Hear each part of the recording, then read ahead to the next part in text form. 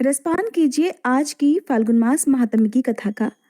मार्कंडेय जी कहते हैं, राजन, सर्ग, प्रतिसर्ग, वंश, मनवंतर और वंशानुचरित ये पुराण के 5 लक्षण हैं।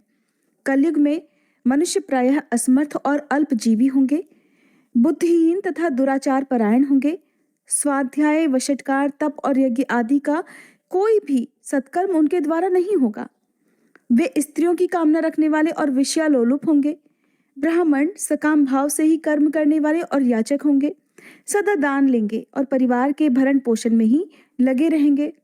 स्त्रियों के प्रति आसक्ति होने के कारण वे आत्मा को नहीं जानेंगे। धर्मिष्ठ और तपस्वी भी कुकर्म करेंगे। कलयुग आने पर अधिकांश लोग वाम मार्गी और दिगंबर हो जाएंगे। सब प्रजा एक वर्ण की हो जाएगी। राजा म्लेच्छ होगा। हीन युग आने पर जब भगवान विष्णु का बौद्ध अवतार होगा, तब मनुष्य अल्पायु, अल्पवीर्य तथा अल्प पराक्रमी होंगे। तरह तरह के देशव्यापी उपद्रव होते रहेंगे। चांडालों के वंश में उत्पन्न ब्राह्मण वेदों को पढ़ाएंगे, दूसरों को वेद का उपदेश करेंगे और अपने वेद बेचेंगे। धन पाने के लोभ से राजाओं के दरबार में जाएंगे, अग्निहोत्र और कन्याओं को बेचेंगे। कलयुग के वेद पाठी ब्रह्मचर्य व्रत से रहित होंगे। 10-12 वर्ष की बालिका भी गर्भ धारण करेगी। स्त्री अपने पति का और पुत्र अपने माता पिता का आदर नहीं करेंगे। बहू सास की और पुत्री अपनी माँ की बात नहीं मानेगी। ये सब बातें यहाँ संक्षेप से बताई गई हैं। युधिष्ठिर, एक दिव्य कथा सुनो जो सब पापों का नाश करने वाली है। पूर्व काल में वसुदान नाम वाले एक चक्रवर्ती राजर्षि थे। उनकी राजधानी अयोध्या थी। उनके राज्य में कोई भी दीन, दुखी या दरिद्र नहीं था। एक बार राजा वसुदान वेद के पारंगत ब्राह्मण ऋत्विजों के साथ यज्ञ की सब सामग्री इकट्ठा करके अमरेश्वर तीर्थ में गए। वहां उनका यज्ञ प्रारंभ हुआ और निर्विघ्न समाप्त भी हो गया। अब भृत के जल से वहां की स्वर्ण निर्मित पूरी पृथ्वी भीग गई। उस यज्ञ में ब्रह्मा, विष्णु और शिव जी का एक साथ ही पूजन किया गया और वहां होम से दूध और घी की अलग अलग धाराएं बह निकली। गौमूत्र की भी एक धारा बहने लगी और वेदों के पारंगत विद्वान ऋषि मुनियों ने देवताओं को जो स्नान कराया था, उस जल की भी एक धारा बह निकली। इन सब धाराओं के आपस में मिल जाने पर ब्रह्म ऋषियों और देवताओं ने देखा कि एक नदी बह रही है। वह नदी कपिला नाम से प्रसिद्ध हुई। कपिला और नर्मदा का जहाँ संगम है, वहां रुद्रावर्त तीर्थ बताया गया है। इसके बाद दक्षिणाओं द्वारा सब ब्राह्मणों का भलीभांति सत्कार किया गया। उन्हें तरह तरह के वस्त्र आभूषणों से विभूषित करके हाथी, घोड़े और रथ पर बिठाया गया। देवताओं को भी ऐसा ही सत्कार प्राप्त हुआ। सब देवता संतुष्ट होकर राजा वसुदान से बोले कि महाभाग, इस यज्ञ से हम बहुत प्रसन्न हैं, तुम कोई वर मांगो। वसुदान बोले, देवताओं, नर्मदा और कपिला के संगम में स्नान करके जो मनुष्य महादेव जी की पूजा करते हैं, वे दिव्य विमानों द्वारा स्वर्गलोक में जाएं और जिनकी यहाँ मृत्यु हो वे पुनः संसार में जन्म ना लेकर मुक्त हो जाएं। बस मेरी यही कामना है। सुनकर देवतागण कहने लगे कि राजन, तुम्हारे सभी अभीष्ट मनोरथ यथेष्ट सफल होंगे। ऐसा कहकर सब देवता अपने अपने विमान पर आरूढ़ होकर प्रसन्नता से स्वर्गलोक को चले गए। राजर्षि वसुदान भी वेद वेत्ता ब्राह्मणों के साथ परम आनंद से युक्त होकर अयोध्यापुरी में लौट आए। उस तीर्थ के प्रभाव से अंतःपुर और परिवार सहित उन्होंने प्रचुर भोगों का उपभोग किया और अंत में वे भगवान शिव के परम धाम में गए। हे युधिष्ठिर, इस प्रकार नर्मदा और कपिला के संगम का वृतांत तुम्हें बताया गया। इसके श्रवण और कीर्तन से मनुष्य को संसार बंधन से छुटकारा मिल जाता है। मार्कंडेय जी आगे कहते हैं, राजन, एक भद्र रुद्रेश्वर नामक लिंग भी है जो उत्तम सिद्धियों को देने वाला है। पूर्व समय में भद्र और रुद्र नाम वाले 2 गंधर्व थे। वे दोनों भाई थे। उन्होंने विधि पूर्वक इस शिवलिंग की अर्चना करके विद्याधर लोक प्राप्त किया। आदिकल्प के चाक्षुष मनवंतर में सतयुग आने पर निमि नाम से प्रसिद्ध एक चक्रवर्ती राजा भी हुए। वे ब्राह्मण के क्रोध से पक्षी योनि में पड़ गए थे। तब उन्होंने सोमवती अमावस्या में यहाँ स्नान करके इस तीर्थ के महात्म्य से पक्षी योनि त्याग कर स्वर्गलोक प्राप्त किया। एक समय उग्र तपस्वी दुर्वासा मुनि सब तीर्थों में घूम रहे थे। दुर्वासा जी अपने क्रोध में आकर शाप देने के लिए जगत प्रसिद्ध हैं। घूमते घूमते वे पितरों के हित की कामना से पितृतीर्थ गया जी में गए। वहां स्नान करके महादेव जी तथा ब्रह्मा जी का पूजन करने के बाद उन्होंने कुश और तिलयुक्त जलांजलि तथा पिंड पितरों के लिए अर्पित किए। पिंडदान करके दुर्वासा जी ने मुनियों से कहा, मुनीश्वरों, मैंने सुना था कि इस तीर्थ में पितर लोग उपस्थित होकर अपने हाथ से पिंड ग्रहण करते हैं। वह बात तो आज मैं नहीं देखता, इसलिए मेरी तीर्थ यात्रा तो व्यर्थ हो गई। मुनि कहने लगे कि हे मुनिवर, अमावस्या को यहाँ दिया हुआ पिंडदान पितर लोग अपने हाथ में लेते हैं, इसलिए आप अमावस्या तक कृपया प्रतीक्षा कीजिए। सुनकर दुर्वासा जी ने कहा कि अब ना तो मैं यहाँ पिंड दूंगा और ना ही स्नान और दान करूंगा। इसके बाद उन्होंने मुनिवर एरंड से कहा कि आप क्यों अपने शरीर को क्लेश दे रहे हैं। कमंडल हाथ में लेकर ओंकार तीर्थ और नर्मदा नदी की यात्रा कीजिए। ऐसा कहकर दुर्वासा मुनि ऋषियों के साथ अमरकंटक पर्वत पर आए और ओंकारेश्वर की पूजा करके उनका इस प्रकार स्तवन अर्थात स्तुति की। दुर्वासा जी हाथ जोड़कर कहने लगे, काल स्वरूप महादेव जी को नमस्कार है, त्रिमूर्तिधारी शिव जी को नमस्कार है, ऋग्वेद, यजुर्वेद और सामवेद जिनके स्वरूप हैं उन सर्व के शिव को नमस्कार है। भवोद्धव, हे जगन्नाथ, उमाकांत, आपको नमस्कार है। कल्याणकारी सुखदाता भव को नमस्कार है। हे मंगलकारी शिव, आपको नमस्कार है। तीन नेत्रों वाले आपको नमस्कार है। अर्धचंद्रधारी श्रीकंठ और नीलकंठ को नमस्कार है। सर्पों का आभूषण धारण करने वाले त्रिशूलधारी रुद्र को नमस्कार है। पिनाक धनुष धारण करने वाले महादेव जी को नमस्कार है। प्रभु, आप सर्वस्वरूप और चराचर जगत स्वरूप हैं, आपको नमस्कार है। हे सुरेश्वर, इस लोक और परलोक में मेरे अपराध को आप क्षमा कीजिए। देवेश, हे उमापते, आपके समान दूसरा कोई नहीं है। यह दिव्य स्तुति सुनकर ओंकार स्वरूपधारी भगवान शिव प्रकट होकर बोले, महाभाग, तुम कोई वर मांगो। तब दुर्वासा जी ने कहा, हे देव, मेरी इच्छा है कि ये तीर्थ गया जी के समान हो जाए। तब भगवान ओंकार बोले कि तपोधन, मेरी कृपा से ये तीर्थ आज से ही गया जी के समान हो जाएगा। इस प्रकार वरदान पाकर ब्रह्म ऋषि दुर्वासा जी अमरकंटक के पूर्व भाग में मुनियों के साथ रहने लगे। मार्कंडेय जी कहते हैं, महाभाग, इसके बाद नर्मदा तट पर विद्यमान शल्या और विशल्या तीर्थ में जाए। वहां स्नान करके मनुष्य स्वर्गलोक को जाता है। उस तीर्थ में अतिशय उत्तम यज्ञेश्वर तथा धूपेश्वर लिंग हैं। उनको सिद्धिदाता और मोक्षदाता जानो। उस तीर्थ में तिल और जल से तर्पण करने पर पितर सूर्य, चंद्रमा और नक्षत्रों के स्थिति काल तक तृप्त रहते हैं। राजन, सूर्यवंश में भरत नाम से प्रसिद्ध एक राजा हुए हैं जो संपूर्ण पृथ्वी का शासन करते थे। एक समय राजा भरत ने यज्ञ कर्म में तत्पर होकर भृगु पर्वत के दक्षिण भाग में 10 योजन विस्तृत यज्ञ भूमि का निर्माण कराया, जो कुंड और यज्ञ मंडप से सुशोभित थी। यज्ञ की सब सामग्रियों से संपन्न होकर वेद मंत्रों के उच्चारण की ध्वनि से आकाश और पृथ्वी को गुंजाते हुए महाराज भरत ने यज्ञ प्रारंभ कर दिया। उन्होंने होम से सप्तलोकवासी देवताओं को तृप्त किया। इस प्रकार अमित तेजस्वी राजा का यज्ञ अभी चल ही रहा था कि उसका विध्वंस करने के लिए भयानक रूप वाले राक्षस माल्यवान, सुमाली, सुकेशी, शंख और दूषण आदि सहस्त्रों की संख्या में वहां आ धमके।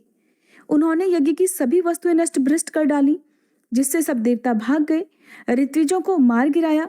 इस प्रकार राक्षसों द्वारा उस यज्ञ के नष्ट किए जाने पर राजा भरत आहुति से जली हुई अग्नि की तरह क्रोध से जल उठे।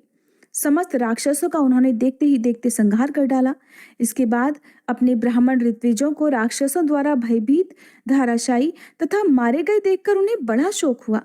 तब वे देव मंत्री बृहस्पति जी से बोले कि हे ब्राह्मण, आप तो सब देवताओं के गुरु, 3 काल की बातें जानने वाले तथा त्रिवेद वेत्ता हैं।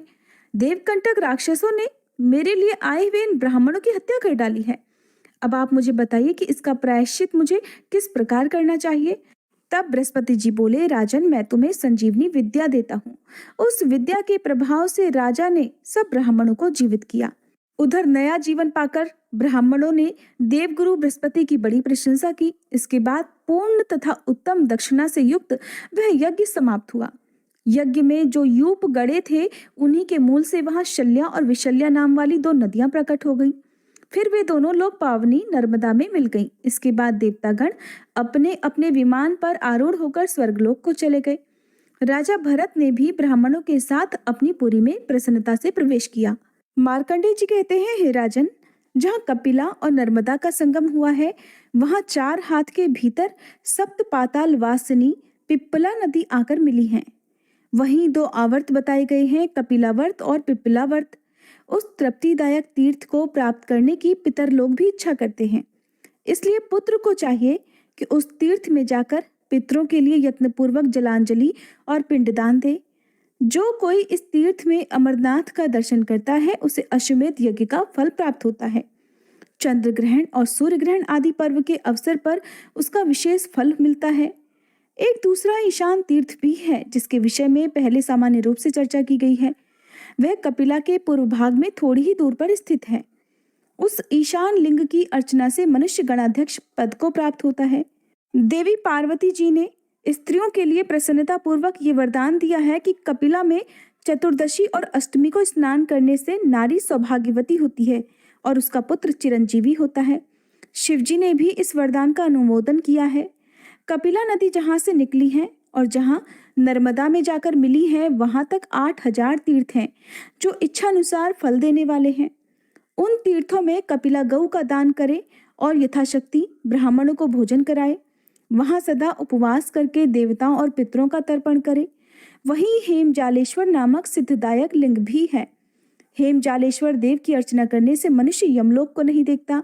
अब धर्मराज युधिष्ठिर ने पूछा कि हे विप्रवर, कौन मनुष्य यमराज के लोक में जाते हैं और यमलोक के नरक कैसे हैं, ये सब भी मुझे बताइए। मार्कंडे जी कहने लगे, राजन, सब दानों में अन्नदान को उत्तम माना गया है। वह सभी को प्रसन्न करने वाला, पुण्यजनक तथा बल और पुष्टि को बढ़ाने वाला है। तीनों लोकों में अन्नदान के समान दूसरा कोई दान नहीं है। अन्न से ही प्राणी उत्पन्न होते हैं और अन्न का अभाव होने पर मर भी जाते हैं। शरीर में रक्त, मांस, मज्जा और वीर्य, ये सब अन्न से ही क्रमशः बनते हैं। वीर्य से ही प्राणियों की उत्पत्ति होती है, इसलिए संपूर्ण जगत अन्नमय है। स्वर्ण, रत्न, अश्व, हाथी, स्त्री, माला और चंदन आदि भोग सामग्रियों से भी अन्न भोजन के समान सुख नहीं मिलता। हे युधिष्ठिर, इस कारण अन्नदान महान पुण्यदायक है। अन्नदान को प्राणदाता कहा गया है, इसलिए सदा ही अन्नदान करना चाहिए। इस लोक और परलोक में अन्नपान आदि जो कुछ भी ऐश्वर्य है, वह सब अन्नदान का ही फल बताया गया है। जो पापी मनुष्य कुकर्म करते और ऐसे दान से मुंह मोड़ते हैं, वे अत्यंत भयानक दक्षिण मार्ग से यमलोक को जाते हैं। यमलोक सब ओर से 86,000 योजन विस्तार वाला है। वहां तरह तरह के भयानक रूप धारण करने वाले यमदूत रहा करते हैं और उन्हीं के कारण वह पुरी बड़ी भयंकर लगती है। दुष्टात्मा, क्रूर और पापी पुरुषों के लिए यमपुरी दूर होने पर भी बड़ी पास में ही दिखाई लगती है। वे तीखे कांटों से युक्त, कंकड़ पत्थरों से विभूषित, छुरे की धारों से ढके हुए और तीखे पत्थरों से निर्मित मार्ग से यात्रा करते हैं। कहीं लकड़ी चीरने वाले घातक आरों से और कहीं लोहे की भयंकर सुइयों से वे रास्ते भरे होते हैं। कहीं फैली हुई लताओं के कारण दुर्गम और वृक्ष श्रेणियों से व्याप्त पर्वत उन रास्तों को रोके रहते हैं। यमपुरी के रास्ते में कहीं भयंकर गड्ढे और तपे हुए ढेले और ईंटें भरी रहती हैं। कहीं पर तपाई हुई बालू बिछी होती है, कहीं तीखी नोक वाली कीलें गड़ी होती हैं और अनेक टूटी हुई गलियों से वह मार्ग ढका रहता है। ऐसे भयंकर अंधकार से ढके हुए कष्टदायक मार्ग से पापियों को यमलोक में जाना पड़ता है। उन रास्तों में तपे हुए अंगारे बिछे होते हैं और दहकते हुए दावानल का सामना करना पड़ता है। कहीं तपाई हुई शिलाएं अर्थात पत्थर रखे होते हैं और कहीं पर इतनी कीचड़ होती है कि चलने वाले जीव का शरीर कमर तक उस कीचड़ में डूब जाता है। कहीं पर गंदा जल, कहीं कंडियों की सुलगती हुई आग से वह रास्ता भरा रहता है। कहीं गीध, वक, व्याघ्र, दुष्ट कीट, बिच्छू, अजगर, भयानक मच्छर और जहरीले सांप, मतवाले हाथी, शेर और भैंसी आदि जीवों से यमपुरी का रास्ता भरा रहता है। इस प्रकार यमलोक का रास्ता संतापपूर्ण, भयंकर, दुर्गम तथा विश्राम रहित होता है। वह सब दुखों का आश्रय और कष्टप्रद होता है। यमराज की आज्ञा का पालन करने वाले महाघोर यमदूत उसी मार्ग से बलपूर्वक पापियों को ले जाते हैं। वे सभी जीव अकेले, पराधीन तथा मित्र और बंधु बांधवों से रहित होते हैं। अपने कुकर्मों के लिए बार बार शोक करते और दग्ध होते रहते हैं। वे प्रेतों और भूतों के साथ होते हैं। उनके कंठ तालु और होठ सूखे रहते हैं। शरीर दुर्बल और मन अत्यंत भयभीत रहता है। उन्हें बार बार वहां पर आग से जलाया जाता है। कोई सींगचों में बंधे होते हैं, कुछ पापी गंदगी में डूबे रहते हैं और कुछ प्रचंड बलवान यमदूतों के द्वारा जलाए और खींचे जाते हैं। किसी की छाती में, किसी के मुंह के नीचे के भाग में और किसी के केशों में रस्सी बांधकर घसीटा जाता है। कितने ही जीवों के ललाट में बाण धंसाकर उन्हें खींचा जाता है। कितनों को उत्तान लिटाकर उस दुर्गम मार्ग पर घसीट कर ले जाया जाता है। कोई पसली में बंधे होते हैं, कोई भुजाओं में, कोई पेट या कमर में बांधे जाते हैं। किन्हीं के गले में फंदा डालकर घसीटा जाता है और वे अत्यंत दुखी होते हैं। किन्हीं की जीभ में कील धसाई जाती है। किन्हीं को अर्धचंद्राकार हाथ से गले में पकड़कर इधर उधर धक्का दिया जाता है। मुदगरों और लोहे के डंडों से उन्हें बार बार मार पड़ती है। उन्हें भयंकर कोड़ों से भी पीटा जाता और भिंदी पालों द्वारा पीड़ित किया जाता है। उनके मुंह से रक्त निकलता रहता है। वे कभी पानी में गिरा दिए जाते हैं, कभी धूप से संतप्त होकर छाया के लिए प्रार्थना करते हैं। जिन मनुष्यों ने कभी भी दान नहीं किया, ऐसे लोगों को भी इसी प्रकार दुर्दशा भोगते हुए यमलोक में जाना पड़ता है। जिन्होंने अपने पापों का प्रायश्चित कर लिया है, वे यमलोक में सुखपूर्वक जाते हैं। इस तरह उस निकृष्ट मार्ग से यमराज के नगर में गए हुए पापी जीव आज्ञा मिलने पर दूतों द्वारा यमराज के सामने पहुंचाए जाते हैं। वहां चित्रगुप्त उन पापियों को धर्मोपदेश करते हुए उनके पापों की याद दिलाते हैं और इस प्रकार कहते हैं, अरे ओ पापाचारियों, ओ पराये धन को हड़प लेने वाले लुटेरो, तुम लोगों ने अपने रूप और बल के घमंड में आकर पराई स्त्रियों का सतीत्व नष्ट किया है। तुम्हें पता चलना चाहिए कि जो जिस कर्म को करता है उसी को उस कर्म का फल अवश्य भोगना पड़ता है। फिर तुमने अपना ही सत्यानाश करने के लिए पाप क्यों किया? और जब अपने किए गए उन्हीं पापों के लिए तुम्हें दुख भोगना पड़ रहा है, तब तुम दुखी क्यों हो रहे हो? सबको अपने अपने कर्म ही भुगतने होते हैं, इसमें किसी का कोई दोष नहीं है। इसके बाद चित्रगुप्त जी यमराज जी से कहते हैं कि हे स्वामिन, ये भूलोक से राजा लोग आए हैं। इन्हें अपनी बुद्धि और बल पर बड़ा घमंड था। ये सभी राजा अपने भयंकर दुष्कर्मों से प्रेरित होकर ही यहाँ आए हैं। यमराज से ऐसा कहकर वे उन राजाओं को संबोधित करके कहते हैं, दुराचारी राजाओं, तुम सब लोग प्रजा का सर्वनाश करने वाले रहे हो। तुमने थोड़े समय के लिए राज्य पाकर ऐसा पाप कर्म क्यों किया? राज्य के लोभ से, मोहवश अन्यायपूर्ण वृत्तियों को अपनाकर तुमने जिन पापों को इकट्ठा किया है, अब उनके यथार्थ फल का उपभोग खुद भी करो। अरे, जिनके लिए तुमने अशुभ कर्म किए हैं, वो राज्य और वे स्त्रियां अब कहाँ हैं? वो सब कुछ छोड़कर तुम अकेले ही यहाँ आए हो। जिनके लिए तुमने अपनी प्रजा को सताया और नष्ट किया है, वे तुम्हारे भाई बंधु अब तुम्हारी यातना क्यों नहीं देख पा रहे हैं? इस समय जब यमदूत तुम्हें ऊंचे से नीचे गिराते हैं, तब तुम्हें उन कर्मों का कैसा मजा मिल रहा है?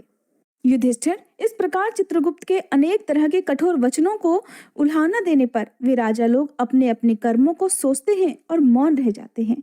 इसके बाद धर्मराज यम उनके पाप की शुद्धि के लिए दूतों को आज्ञा देते हैं कि चंड, महाचंड, तुम लोग इन राजाओं को पकड़कर नरकों की आग में तपाओ और इन्हें पापों से शुद्ध करो।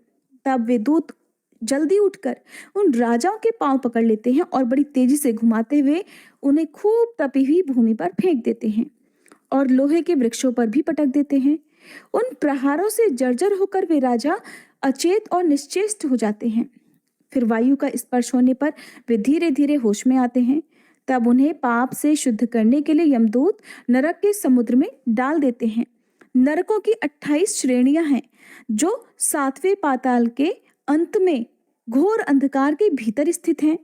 जय भोलेनाथ। आज की कथा समाप्त हुई। इसके आगे का वृत्तांत जानने के लिए कृपया आप अगली वीडियो का इंतजार जरूर कीजिएगा।